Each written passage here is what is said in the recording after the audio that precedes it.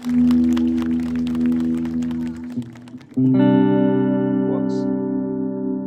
All right. My name is Gourav Biswas, or as my students lovingly, call me Mr. Biswas. And I teach music here at Dwight High School. And today evening, we are gathered here to talk about what?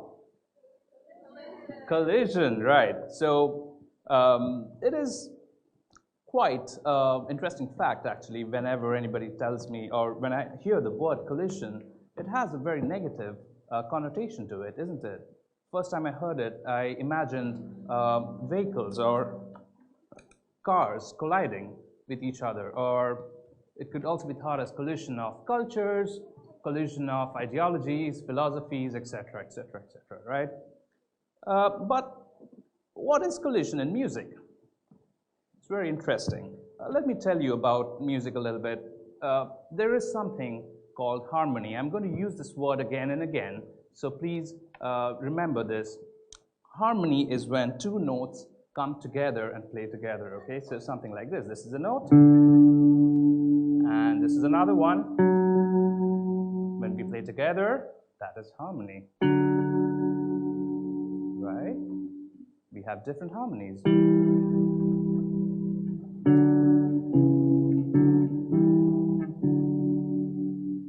Okay. Now there are some good harmonies and bad harmonies. Good harmonies are called consonants, which is more pleasant, right? Which is more pleasing, we like it, it's sweet. And there are something which is not so pleasant, like this. What do you think about this? Right? That's the expression I was looking for. Thank you. It is not very pleasant, not very happy, and not very likable per se. But there is this harmony is very much required.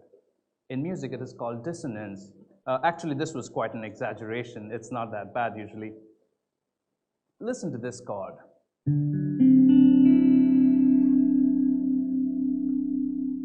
Has a ring to it. It wants to go somewhere. There is a lot of dissonance in it, but this creates a lot of tension which feels to be resolved. So this wants to resolve to this, right? Do you hear that? The tension and the release. While we are at it, let's do a very quick exercise. I think most of you here know how to sing the solfege, right? The scale. You know this? All right, shall we sing it? Okay, no. This is how we'll do it, okay? I'm going to play one note, you sing after that, okay? So, do, re.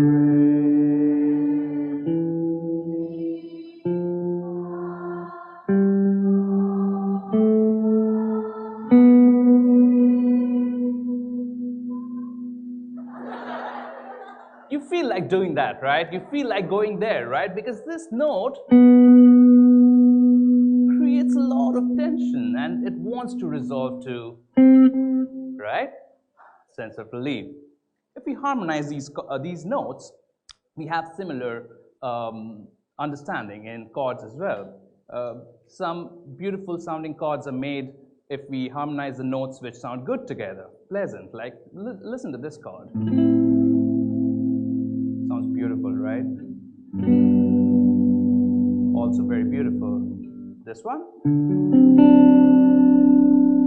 Do you hear the difference now? Has a lot of tension in it. This again wants to resolve to, just like that. See, remember?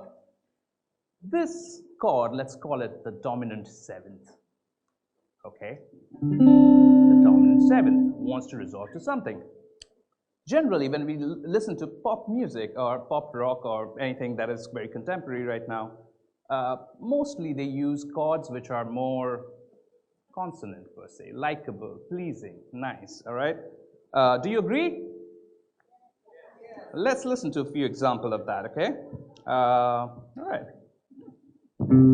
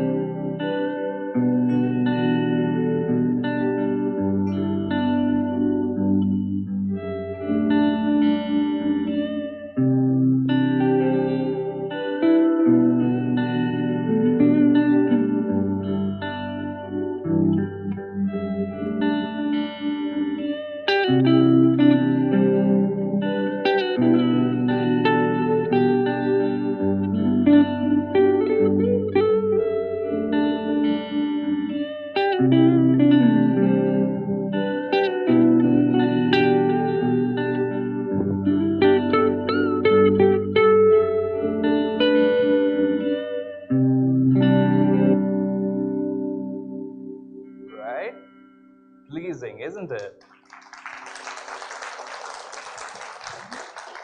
Now, here's the thing. Dissonance in harmony and this resolution very quickly brings me to blues. Let's talk a little bit about blues as a genre of music. The history of blues is rather unpleasant and sad. It started all the way back in the 1860s during the American Civil War. A lot of African workers were forcefully migrated at that time, and they were doing very hard labor. They were working the fields, they were at the boats, the ships, the factories, but they were also singing, because music was a part of their life. These musicians, they led to this genre called blues. In blues, these musicians were not really, educated musicians, and they didn't have any theory knowledge as per se. However, there was one thing for sure. Nothing was pleasant in their life at that point. There was a lot of tension and dissonance and less of, pleasing resolutions per se. That could be one of the reasons why blues progression or the blues chord circle uses a lot, or actually only, the dominant sevenths that we heard, okay? Let's take a look at the progression of blues. However, this progression became so popular and so widespread that it led to many other genres like rock, jazz, and a lot of contemporary music as well, okay? So, this is my first chord. Tension, right? Wants to resolve to, but doesn't do that. Goes to another dominant seventh. This in turn wants to resolve to, but we don't go there. We go to yet another dominant seventh, which is even more tense. Do you hear that? And then it goes back to the first one, basically. So there is tension, then tension, then tension again, and then tension back, right? That is blues. That is the progression of blues, okay? So, let's hear an example. Before we go into that, I also want to tell you a little bit about the note, the blue note, okay? When I was playing that thing, probably all of you heard like major scales, minor scales, pentatonic scales, but blues does this thing. Instead of going, it also does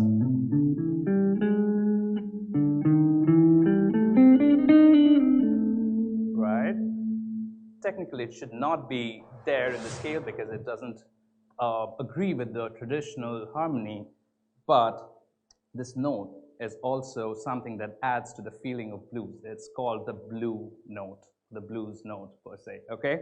So here, let's take an example, all right? For that, let's reduce the delay and turn on this thing. Is that okay? All right, so here it goes.